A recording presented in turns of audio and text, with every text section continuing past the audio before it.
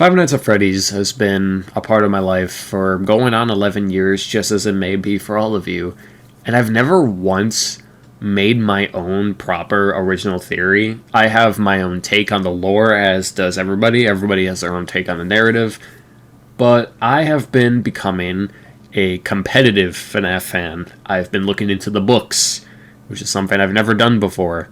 And I've been looking into Security Breach because I had very harsh opinions about that game, but the whole concept lately has caught my eye, and I have a theory for you. The Glamrock animatronics that we've come to know over the past couple of years have been created by none other than Cassie's father. Now, remind you, in this franchise, there has always been an answer to who created what animatronic. The mediocre Melodies, as well as Fredbear and Spring Bonnie, as well as many other characters were created by Henry and William. The circus animatronics were created by William. The FNAF 4 animatronics were nothing but hallucinogens and hallucinations. So, for the entire timeline of FNAF, we know that Henry and William are the cause of animatronics being built until FNAF AR. As I mentioned, everybody's timeline of FNAF is a little sketchy, it's a little dodgy. My lore is different from yours, so it's really hard to tell what timeline a lot of these games take place. A lot of people feel that Sister Location is first, a lot of people feel that FNAF 2 is first. We'll never know. But we do know that FNAF AR is apparently canon due to the emails and the listings and a lot of things found in the game's code and files that do lead directly into Security Breach, especially the emails between Vanessa and Fazbear Entertainment. We also know that the earliest game to ever come out in FNAF is not 2 nor 4, but Secret of the Mimic, which does release this year. And we also know that Edwin Murray made the Mimic in the books, but we do not know for certain if that's going to be in the case in the game. All we have is theories, speculation, and possible nods to Edwin, but right now we are uncertain until the Secret of the Mimic comes out. And in the book, The Fourth Closet, we know that Henry is responsible for a creation of a Mimic-like character. I also think timeline-wise, it wouldn't make sense for Cassie's dad to have made the Mimic, because Cassie's dad is a child during a very specific part in the FNAF continuity. In Help Wanted 2, we find in the good ending a Bonnie mask with the words, "This looks familiar," and I will go into a lot of detail on this very quote later, but in another game called Five Nights at Freddy's 4, the Bite of 83 takes place, and yes, I am in fact insinuating that one of the kids of the Bite of 83 who is wearing the Bonnie mask is in fact Cassie's dad. Of course, we should look at the timeline of events, that way we can deter age and make sure I can make this make sense. We know that the crying child died very young in 1983. I am going to assume he was 5, maybe 6 years old. 8 and 7, it sounds a little too old, but there is a chance. But we could deter that Michael is older, and his friends are probably the same age as him. So if we assume that Michael is at least 14 or younger during the events of the Bite of 83, Cassie's dad, being that Bonnie kid, is only 13 or 14. And we could ensure that 83 to 35, which is the year FNAF Security Breach takes place, 2035, that is only a 53-year difference. And Cassie, we could deter, is probably 7, 8, 9, 10 years old, 11, 12, in that area. So Cassie's dad would have had her in his late 40s, 50s, before his 60s. Timeline-wise, that makes sense. Okay, sure, I'll bite. The Cassie's dad is Bite of 83 kid, and we know his favorite character is Bonnie. What does this tell us? Well, there are 2 endings in FNAF Help Wanted, the game that we all speculate we are playing Cassie's father. Now, you look like you got kids. Win a prize for the little one. An adult. We're an adult. In FNAF Help Wanted 2, there are 2 endings, one of which being good, one of which being bad. The bad ending, you collect all the merchandise and you fall into capitalism, and you watch as the Maskbot gives your daughter the Vanny mask as she takes on the role of Vanessa, and we see the canonical continuity of Rowan take place. In the quote-unquote good ending, after we find a familiar mask, we hand the Glitch Trap plush over to Vanessa as she kills it once and for all. This is saying, hey, Glitch Trap is done, we're moving on to the Mimic, and both of these endings could probably be canonical, it just depends on which one takes place first, but all we know is that Glitch Trap may be gone, but due to his actions, the Mimic is now free. In his video where he explains we are playing as Cassie's dad, John from FNAF explains the order of deaths in which we have to open this familiar Bonnie mask chest with by doing a certain puzzle with the souls of the kids. John is making a very clear point that there is a certain order to how we do this, similar to the order of the which the kids die. I think he's overlooking this just a bit, because remember, this character, Cassie's dad, is responsible for the death of these kids in a way. Technically, Cassie's dad helped kill the crying child, which led to William's despair, which led to 5 and more kids being murdered to begin with. Alright, so Cassie's dad, helped with the bite of 83, and it led to William killing kids. Cool. What does this have to do with the creation of the Glamrocks? We know from Rowan, from multiple moments, that Roxy is Cassie's favorite, and Bonnie was her dad's favorite. I think Cassie's dad became a technician for Fazbear Entertainment and created Glamrock Bonnie. But when Glamrock Bonnie was destroyed by the new hip and totally tubular Montgomery Gator, Cassie's dad was subsided and was demoted in the company. And where was he demoted to? None other than being a technician for the sinkhole and what led under it. Not close enough to the Mimic, but close enough to whatever was going down there. I think Glamrock Bonnie was created by Cassie's dad, and when Montgomery grew more fame and Glamrock Bonnie was dismantled, there kind of wasn't a reason for Cassie's dad to be there other than to just be moral support for the new animatronics and maybe to fix them up for whenever they were made. There is so many nods and references to Cassie's hate for Monty as well as Cassie's dad's love for Bonnie. This specific collectible also catches my eye for this theory. AR Glam Bonnie plush. You find this by wearing the Vanny mask that your very father wears in Help Wanted 2 to help course through the levels and help to see the pizza place look refurbished and brand new. Dad wouldn't tell me why they replaced Bonnie. Why would he when he's disappointed that his favorite animatronic, the one he built and the one he used for the Pizzaplex, was destroyed and replaced? How would you tell your daughter that? With the amount of emphasis put on Cassie's dad in the past 2 games, I mean Rowan and Help Wanted 2, there's gotta be some implication that this guy built these animatronics, and I'm sure we'll find out in the Security Breach sequel, and maybe there's even something in Secret of the Mimic, but I doubt that right now. Moving aside from Glamrock Bonnie, he doesn't exist anymore, so why should it matter? I'll tell you why. There's another animatronic that Cassie loves that I think her dad built for her, and I am of course talking about Roxanne Wolf.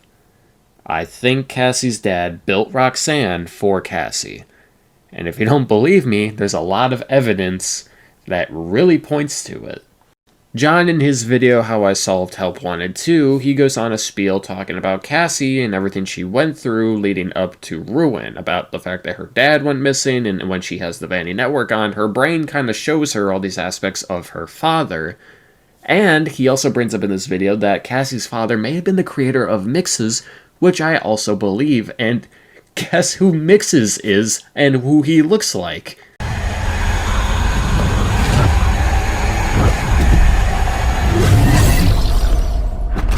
Yep, Mixes is none other than another version of Bonnie, who is Cassie's dad's favorite character. Okay, whatever, side point. We play as Cassie's dad in Help Wanted 2, right?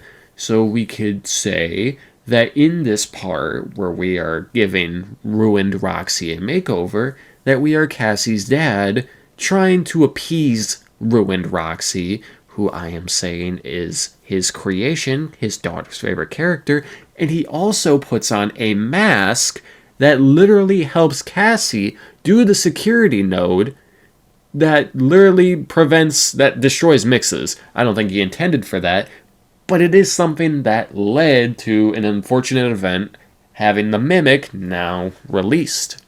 As much as Freddy loved Gregory, he didn't exactly know who Gregory was, unlike Roxy, who knew every little detail about Cassie. Yes, the animatronics are programmed to know these things for the birthday, but for some reason, Roxy had a real attachment to Cassie. All of these voice lines that are the last thing Roxy says in the end of Ruin is quite literally it has everything to do with Cassie, and it pretty much doxes all the information Roxy has on Cassie. And remember, when Roxy attacks you in Ruin, she hears your voice and is like, whoa, what am I doing? I'm tweaking a bit, my bad. Another addition tangent is the fact that if Cassie's dad built an animatronic for Cassie, it would explain how much Cassie went to the Pizzaplex, and Cassie being friends with Gregory explains how he ended up in the Pizzaplex because they have no record of him. He was probably there for a party that he got to attend, and because of that, he was left over. Because in one of the endings of Security Breach, we see that this dude is homeless, and there is no way that he just waltzed into the Pizzaplex without any passes. Especially the fact that this dude somehow got close enough to Freddy and ended up inside Freddy.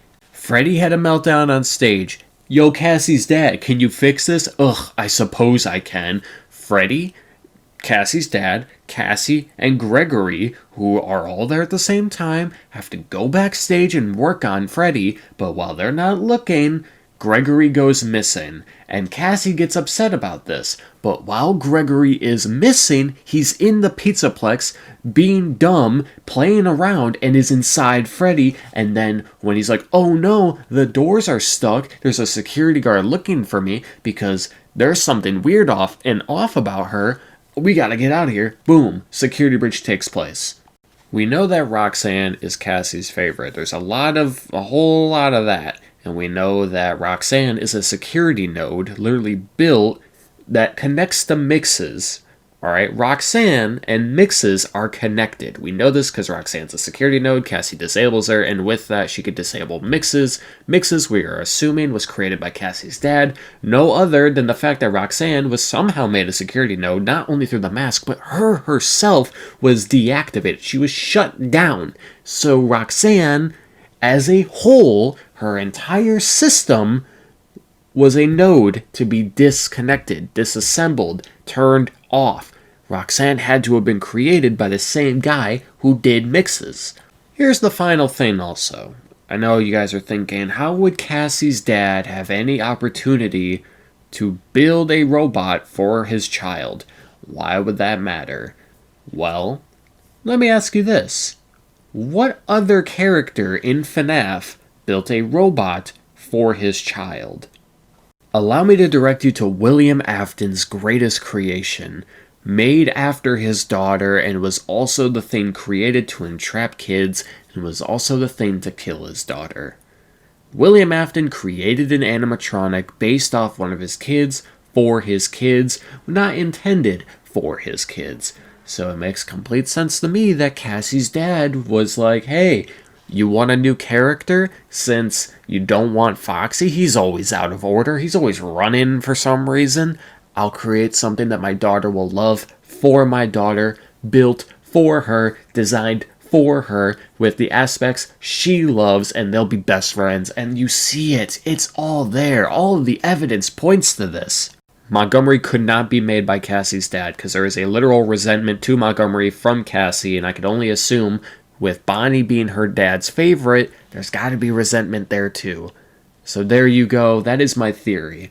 My theory is that Cassie's dad is a pretty big character across these past two games where we are introduced to him. Ruin and Help Wanted 2, and I think he's going to be a big part of Security Breach 2, but we have to see something about him, and he could be the creator of the Mimic. Timeline-wise, doesn't make too much sense to me, especially with what I said earlier about him being the Bite of 83. But there's a lot pointing to a lot of the right directions. Let me know what you think down below. Am I crazy? Is this theory stupid? Am I off the wall? Am I losing my mind? Let me know what you think down below. I think I did a pretty good job with this video. I think I have a pretty good idea And there's nothing in the books about the creations of the Glamrocks. I checked, I looked around, I researched. It's kind of anonymous how these things happen. All we know is that Gregory is homeless. There's literally no data of him. And that Rowan, there's a lot of stuff leading to the upcoming Secret of the Mimic game. But there's also a lot that really likes to go into detail about how great Bonnie is to Cassie's dad. And how much Cassie's dad was a technician. So, I think he created the Glamrocks. I think there's a lot of emphasis on his character, and we have no idea where the Glamrocks came from. So that is my theory. Let me know what you think down below. This was a lot of fun to make. This is something I thought of while at work, and I was like, yo, this is crazy. I gotta make a video on this. But yeah, I loved it.